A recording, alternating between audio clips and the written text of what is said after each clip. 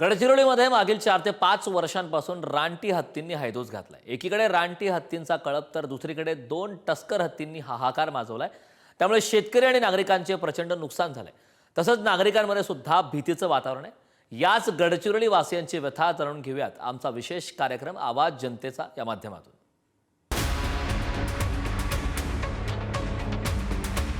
गडचिरोली जिल्ह्यातील विविध ठिकाणी रानटी हत्तींनी अक्षरशः धुमाकूळ घातलेला आहे। महत्त्वाचे म्हणजे काही दिवसांपूर्वीपासून रानटी हत्तींनी सतत शेतकऱ्यांच्या पिकांचे सुद्धा नुकसान केलेले आहे।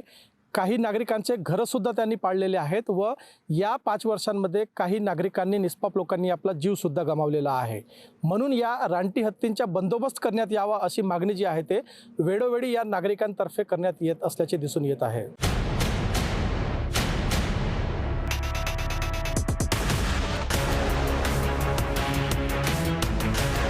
मागील काही 15 दिवसापासून आमच्या शेतामध्ये हमेशा वैरागड येथील सर्व शेतकऱ्यांच्या शेतामध्ये रोज हत्तींचा हौदच सुटलेला आहे आणि त्या हत्तींनी शेतामध्ये येऊन बोरची नासधूससुद्धा केलेली आहे, पिकाची सुद्धा नासधूस केलेली आहे। पूर्ण लातं हुंदोळी तुडवून त्या पिकांना निस्तनाबूत केलेले आहे आणि शासनाकडून आम्हाला पुरेपूर लाभ सुद्धा मिळत नाही। पंचनामा वेळेवर होत नाही तर तुमचे नुकसान कमी झाले असे लोकांना ते वन विभागवाले सांगतात। त्याच्यामुळे आपल्या आर्थिक शेतकऱ्याची बहुतच नुकसान होत आहे। बरोबर। आणि दुसरी गोष्ट म्हणजे पाडे वगैरे खचवण्याचं सुद्धा धुमाकूळ लावलंय या रानटी हत्तीने। त्याच्यामुळे शेतीची अतोनात नुकसान होत आहे। 3 वर्षापासून आपला हत्तींनी धुमाकूळ घातलेला आहे आणि फॉरेस्ट डिपार्टमेंट मला म्हणते का शेतीवर जाऊ नका, तुम्ही जीवितहानी करू नका।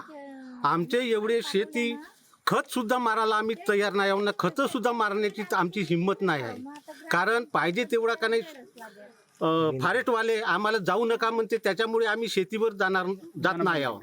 आणि आम्हाला फॉरेस्टवाल्याला आम्हाला विनंती करतो का तुम्ही हत्ती सांभाळा किंवा आम्हाला आम्ही शेती हस्तांतरित करतो, आम्हाला त्याच्याप्रमाणे बेनिफिट द्या, तरी त्यात द्यायला तयार नाही आहे। गेल्या 3 वर्षापासून हत्तीने धुमाकूळ घातलेला आहे आणि त्या शेतीची धानाची नुकसान नसून शेतीमध्ये जो बोर आहे, पाईप आहेत, सगळे जे साधन केलेलं आहे त्यांची अतोनात नुकसान होत आहे। आणि शेतकऱ्यांचं असं म्हणणं आहे का वन विभागाने आपली नुकसान न देता या हत्तीचा बंदोबस्त करावा, हे शेतकऱ्यांची मागणी आहे। रानटी हत्ती नेहमी त्रास देत आहे आणि आपलं जे उदरनिर्वाह हा शेतीच्या भरोशावर आहे।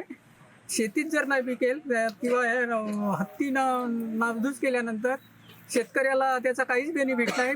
महागडे बियाणे, खते आणि मजुराचा खर्च, याचा खूप मोठा खर्च येते। शेतकऱ्यांनी कर्ज काढून शेती केलेली आहे आणि आज त्यांचा पूर्ण हंगाम त्यांच्या हातामध्ये येणारा हंगाम सर्व हत्तीने तुडवला आहे।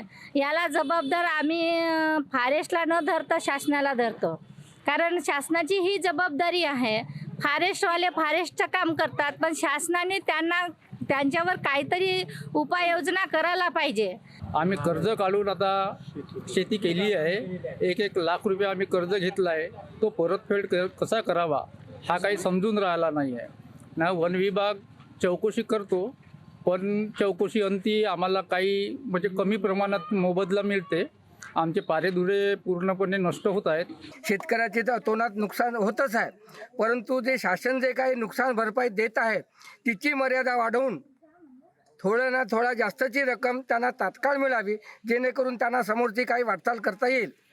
आता ठीक आहे, पीक कमी जास्त होईल, पण ज्या वेळेला हातात अन्न येतो आणि त्यावेळेला जर हे हत्ती जर आले आमचा सगळं घेऊन जातील, आम्ही वर्षभर उपाशी मरू। काही दिवसांपासून रानटी हत्तींनी अक्षरशः गडचिरोली जिल्ह्यात धुमाकूळ माजवलेला आहे आणि या रानटी हत्तींचा बंदोबस्त करण्यात यावा अशी मागणी वेळोवेळी नागरिकांतर्फे वन विभागाला करण्यात येत आहे। काही वेळा निवेदनंसुद्धा देण्यात आली, आंदोलनसुद्धा करण्यात आले, परंतु अजूनही रानटी हत्तींचा बंदोबस्त करण्यात वन विभाग कुठेतरी असफल होत असल्याचे दिसून येत आहे।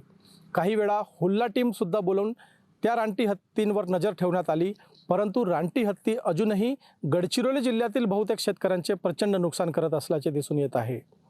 पुढारी न्यूजसाठी आशिष अग्रवाल, गडचिरोली।